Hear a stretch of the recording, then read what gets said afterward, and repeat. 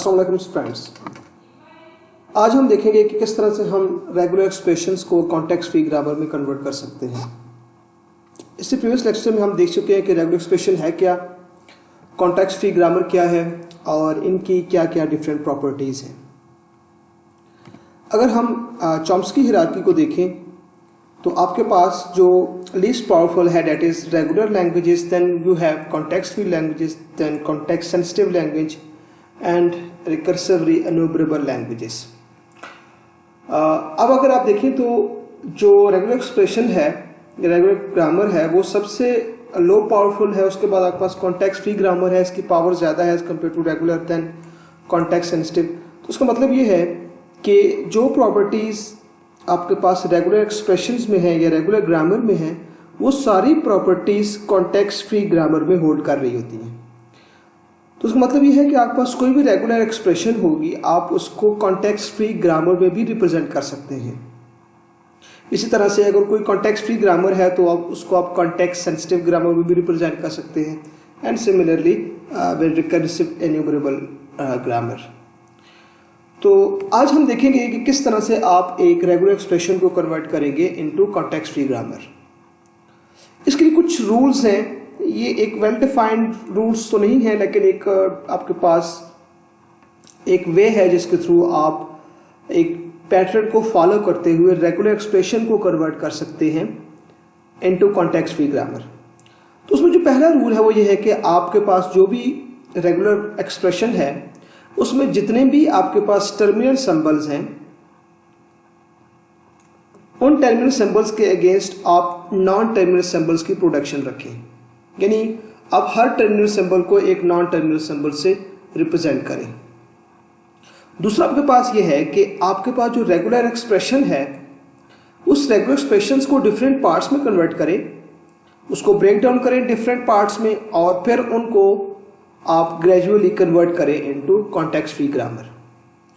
अब आपके पास जो रेगुलर एक्सप्रेशन जो ब्रेक डाउन होगी उसमें आपको पता है कि उसमें अल्टरनेशन भी हो सकती है, उसमें कंकैटिनेशन भी हो सकती है, उसमें स्टार ऑपरेशन भी हो सकता है, उसमें प्लस ऑपरेशन भी हो सकता है। जैसे भी अगर आप रेगुलर एक्सप्रेशंस को देखें तो उसमें यही आपके पास डिफरेंट रूल्स जो हैं वो रिपीट हो रहे होते हैं। कहीं पे कंकैटिनेशन हो रही है, अल्टरनेशन हो रही है, कहीं पे स्टैरिक है, कहीं पे प्लस है। तो इन सारे रूल्स को कंप्लीट करने के लिए आपके पास वेल डिफाइंड मेथड है जिसके थ्रू आप इन सारे ऑपरेशंस को कॉन्टेक्स्ट फ्री ग्रामर में कन्वर्ट कर सकते हैं। तो सबसे पहले जो हमारा पहला टास्क था वो ये था कि आपने एक नॉन टर्मिनल सिंबल से टर्मिनल सिंबल को रिप्रेजेंट करना है। वो सिंपल है। जैसे लेट्स से अगर आपके पास एक ग्रामर है जिस ग्रामर में दो टर्मिनल सिंबल हैं ए एंड बी, तो आप सिंपल एक नॉन टर्मिनल सिंबल से ए को रिप्रेजेंट कर लें और दूसरे नॉन टर्मिनल सिंबल से बी को रिप्रेजेंट कर दें। यहाँ पे ए जो है वो कैपिटल ए वो नॉन टर्मिनल सिंबल है और बी नॉन टर्मिनल सिंबल है। आप कोई भी नॉन टर्मिनल सिंबल यूज कर सकते हैं। लेट्स से मैं कहता हूँ कि x can be replace with a, that's also fine. y can be replace with b। लेकिन इसमें एक चीज़ इंपॉर्टेंट है, वो ये कि आपके पास जो नॉन टर्मिनल सिंबल है वो हमेशा कैपिटल लेटर होना चाहिए। इसी तरह से लेट्स से अगर आपके पास एक सेट है जैसे a to z, आपको पता है कि इसमें बहुत सारी अल्टरनेशन है, तो इसमें आप सिंपली इसको रिप्रेजेंट कर सकते हैं can be replace with a और b और c और and so on up to z, या इसको आप सिंपली a-z से भी रिप्रेजेंट कर सकते हैं। इसका मतलब ये होगा कि आपके पास इसमें कंप्लीट सेट यहाँ पे मौजूद है a to z। उसके बाद कंकैटिनेशन है। जो आपके पास रेगुलर एक्सप्रेशन में कंकैटिनेशन के रूल हैं वही एग्जैक्टली कॉन्टेक्स्ट फ्री ग्रामर में भी फॉलो हो रहे होते हैं। जैसे आपके पास लेट्स से दो टर्मिनल सिंबल हैं ए और बी, तो आप ए और बी को एक नॉन टर्मिनल सिंबल से रिप्रेजेंट करते हैं। जैसे आपने ए को रिप्रेजेंट किया विद ए, बी को कैपिटल बी। तो अब अगर आपने इन दोनों को कंकैटिनेट करना है तो आप एक तीसरा नॉन टर्मिनल सिंबल रिप्रेजेंट कर सकते हैं सी, जो कि आपका ए और बी को कंकैटिनेट कर रहा होगा।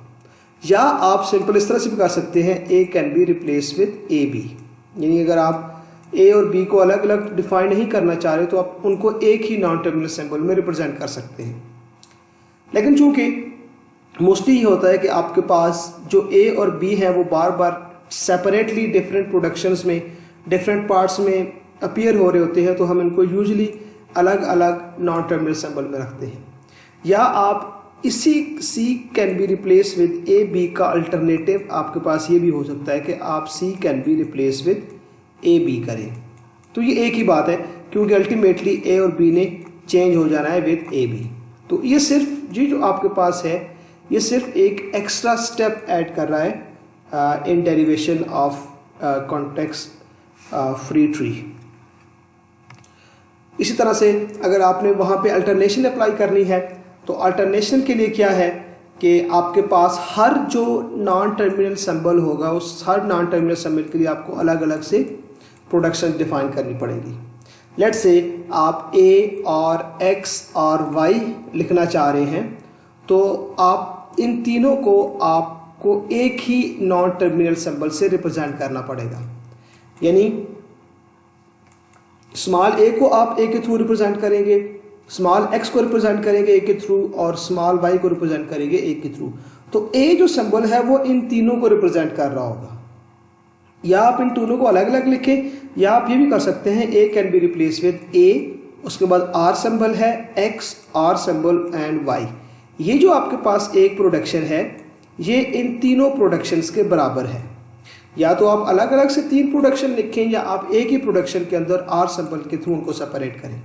तो ये जो आपके पास है that will be alternation of regular expression. अगर रेगुलर एक्सप्रेशन में अल्टरनेशन आ रही है तो उसको आप इस तरह से कन्वर्ट कर सकते हैं। उसके बाद इंपॉर्टेंट है रेपिटेशन। रेपिटेशन में अब आपके पास अगर किसी रेगुलर एक्सप्रेशन में कोई रेपिटेशन आ रही है तो रेपिटेशन कॉन्टेक्स्ट फ्री के अंदर रिकरियन के थ्रू अचीव की जाती है। रिकरियर एक ऐसा मैकेनिज्म है जिसमें कॉन्टेक्स्ट फ्री के अंदर एक ही सिंबल अपने आप को दोबारा कॉल कर रहा होता है। लेट्स से आपके पास एक रेगुलर एक्सप्रेशन है a plus B asterisk. Obviously a plus B का मतलब यही है कि a और b, यहाँ पे जो प्लस है वो एक्चुअली अल्टरनेशन को रिप्रेजेंट कर रहा है। तो आप इसको a और b स्टेरिक समझ सकते हैं। तो अगर हम इसके रूल्स को फॉलो करें तो हमें रूल्स कहते हैं कि हर जो टर्मिनल सिंबल है उसके लिए आप अलग से एक नॉन टर्मिनल सिंबल की प्रोडक्शन लिखें। तो हम A के लिए एक प्रोडक्शन लिखेंगे, B के लिए दूसरी प्रोडक्शन। अब उसके बाद जो इम्पोर्टेंट है वो C है। C में चूंकि हमने इस स्टेरिक को रिप्रेजेंट करना है तो हमें पता है कि C can be replace with epsilon. पहली चीज़ तो ये है कि एप्सिलॉन, यानी आप C को सिंपल एप्सिलॉन से रिप्रेजेंट कर दें तो आपके पास कोई भी यहाँ पे रेपिटेशन नहीं होगी। या अगर आपने रेपिटेशन करनी है तो फिर आप C को रिप्लेस कर सकते हैं विद A और अगेन C। ये जो C है ये अब आपके पास एक बेसिकली आपके पास एक रिकरियन प्रोवाइड कर रहा है। इसके थ्रू आप मल्टीपल टाइम्स इन प्रोडक्शंस को कॉल कर सकते हैं। लेट्स से मैंने 2 दफ़ा A लिखना है तो मैं पहले C को रिप्लेस करूँगा विद AC, फिर मेरे पास C है, फिर C को मैं रिप्लेस करूँगा विद AC, और अब इस A को मैं रिप्लेस कर देता हूँ विद स्मॉल a, और इस A को रिप्लेस कर देता हूँ विद स्मॉल a, और इस C को रिप्लेस कर देता हूँ विद एप्सिलॉन। तो अब मेरे पास 2A यहाँ से ड्रॉ हो सकते हैं। इसी तरह से किसी भी नंबर ऑफ लेंथ की मुझे स्ट्रिंग चाहिए हो तो मैं यूजिंग दिस रिकर्सिव रूल वो स्ट्रिंग ड्रॉ कर सकता हूँ, और जहाँ पे मैंने स्ट्रिंग को टर्मिनेट करना होगा वहाँ पे मैं C को रिप्लेस कर दूंगा विद एप्सिलॉन। एप्सिलॉन टर्मिनेशन के लिए है, और साथ ही अगर आपने इसको 0 टाइम रिपीट करना है तो आप इसको यूज़ कर सकते हैं। उसके बाद आपके पास प्लस ऑपरेशन है, यानी A और B प्लस। इसका मतलब यह है कि A और B जो है वो 1 और मल्टीपल टाइम रिपीट्स हो सकते हैं। तो इसमें ऑब्वियसली आपके पास एप्सिलॉन नहीं होगा, बट अगेन क्योंकि आपके पास रिकरियन है तो रिकरियन जो है वो अगेन आपके पास रेपिटेशन या रिकरियन के थ्रू यहाँ पे इम्प्लीमेंट की जाएगी। अब आप देख सकते हैं यहाँ पे हमने कहा है C can be replace with AC। ये आपके पास रिकरियन प्रोवाइड कर रहा है फॉर A, और BC रिकरियन प्रोवाइड कर रहा है फॉर B।